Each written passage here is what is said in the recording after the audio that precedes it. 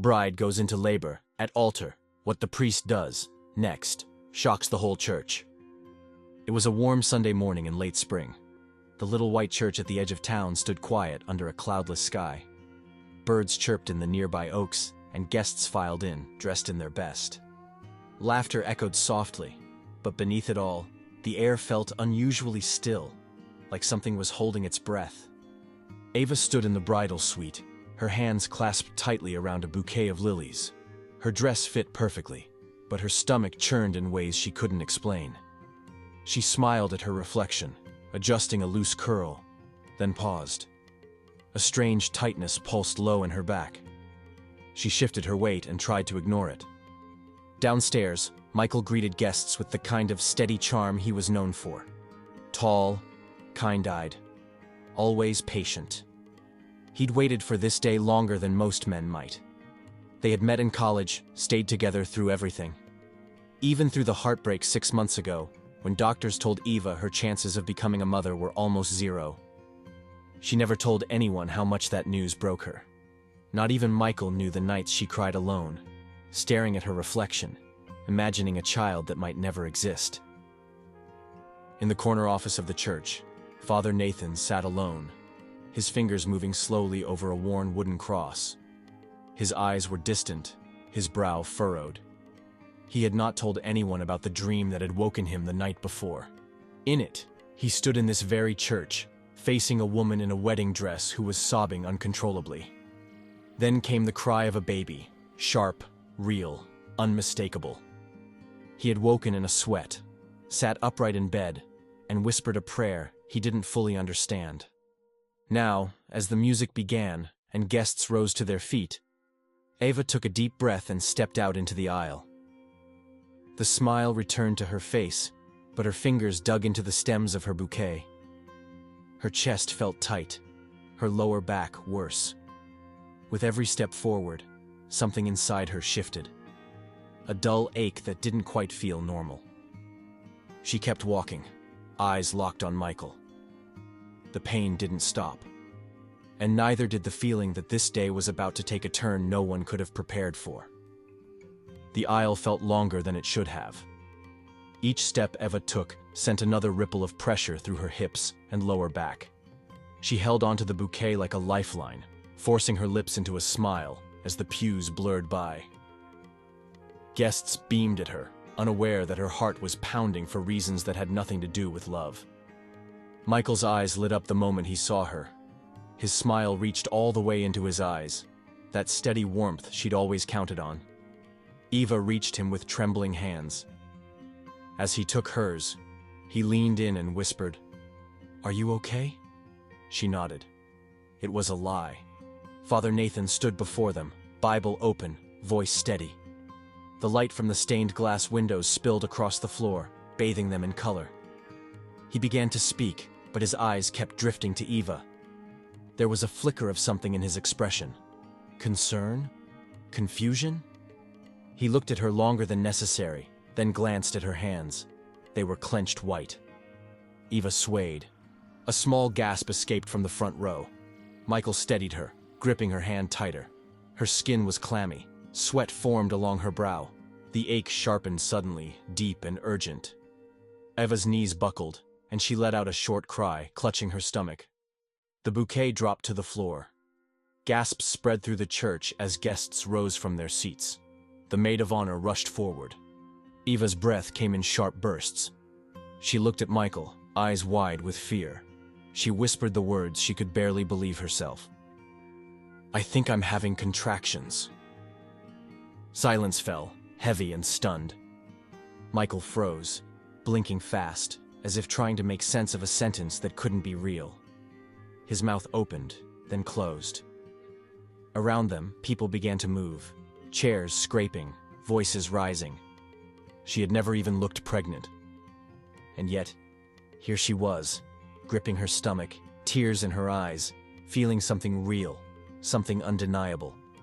Father Nathan didn't move at first.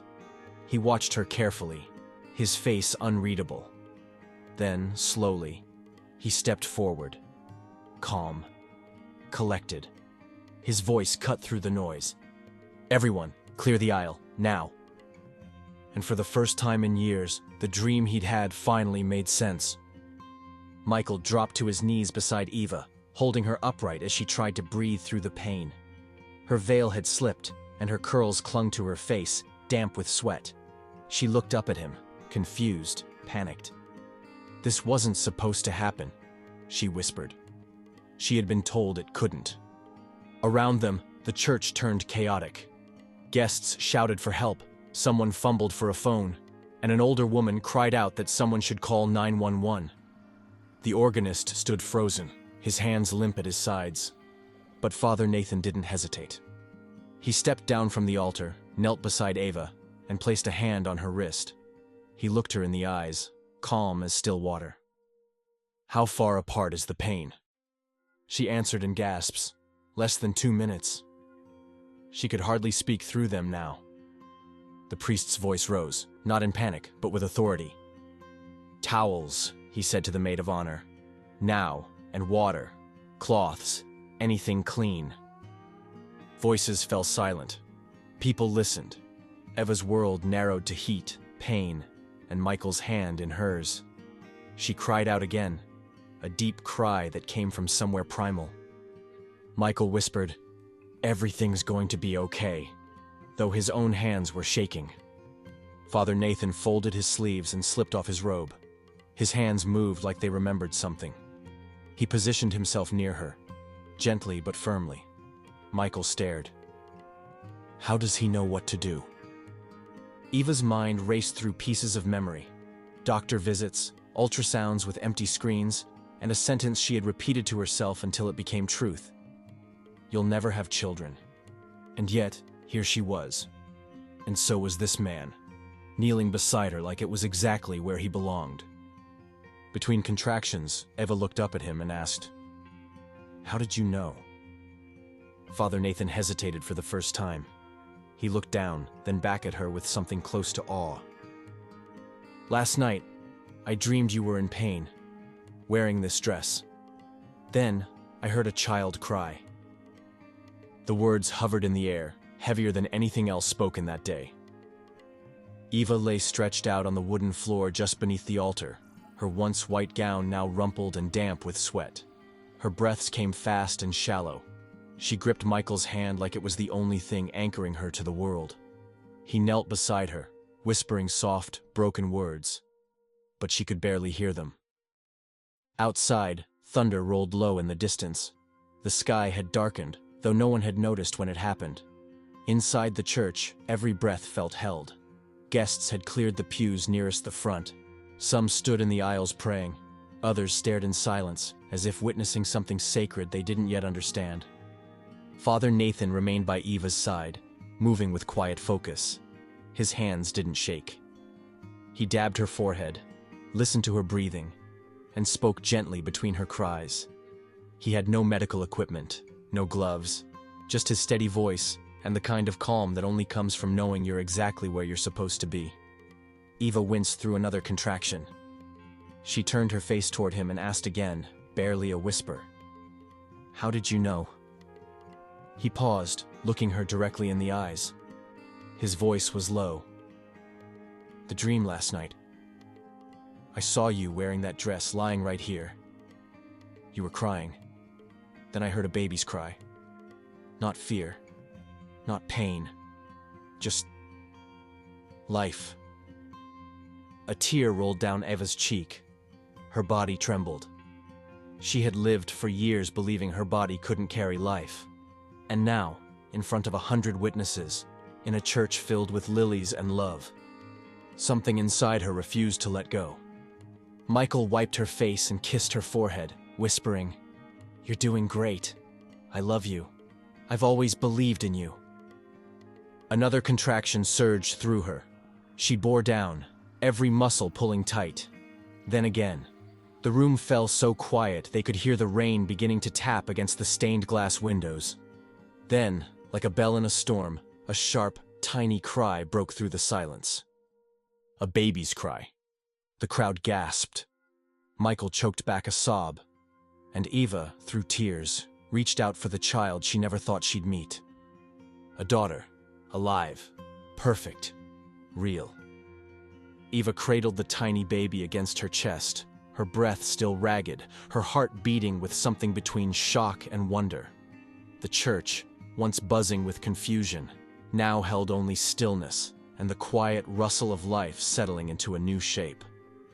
The baby girl, red-faced and squinting, rested against her mother like she had always belonged there. Paramedics arrived a few minutes later, stepping carefully into the sacred hush. They moved with quiet efficiency, checking vitals, asking gentle questions. Ava barely heard them. Her eyes were locked on the child in her arms, as if afraid that looking away would make her vanish. Michael stood at her side, one hand on her shoulder, the other brushing his daughter's tiny fingers. His face was streaked with tears. He hadn't said much, not since the moment she was born. He didn't need to. Everything he felt was written across his expression. Father Nathan stood off to the side, now back in his robe, quiet again. But something in his face had changed. The weariness was gone, his shoulders lighter. Like a burden he'd carried for years had just been set down. Ava looked up at him. "How did you know?" she asked again, this time not in fear, but in gratitude. He stepped closer, eyes misting. "I've never shared this before," he said. "Years ago, I lost a child I never got to meet. It broke something in me. In time, I turned to faith. But the pain never left. Until last night." He told her about the dream, about the dress, the tears, the cry. He said it felt more like a memory than a dream. Like he was being prepared for something real. "God speaks in strange ways," he said. "Not always loud, sometimes soft. Sometimes when we least expect him." Eva nodded, clutching her daughter tighter. "Will you bless her before we go?" she asked. Father Nathan placed his hand gently on the baby's forehead, closed his eyes, and whispered a prayer of thanks. As the ambulance doors closed, Michael leaned in close and asked, "What should we name her?" Eva smiled. "Faith," she said, "because somehow she found us.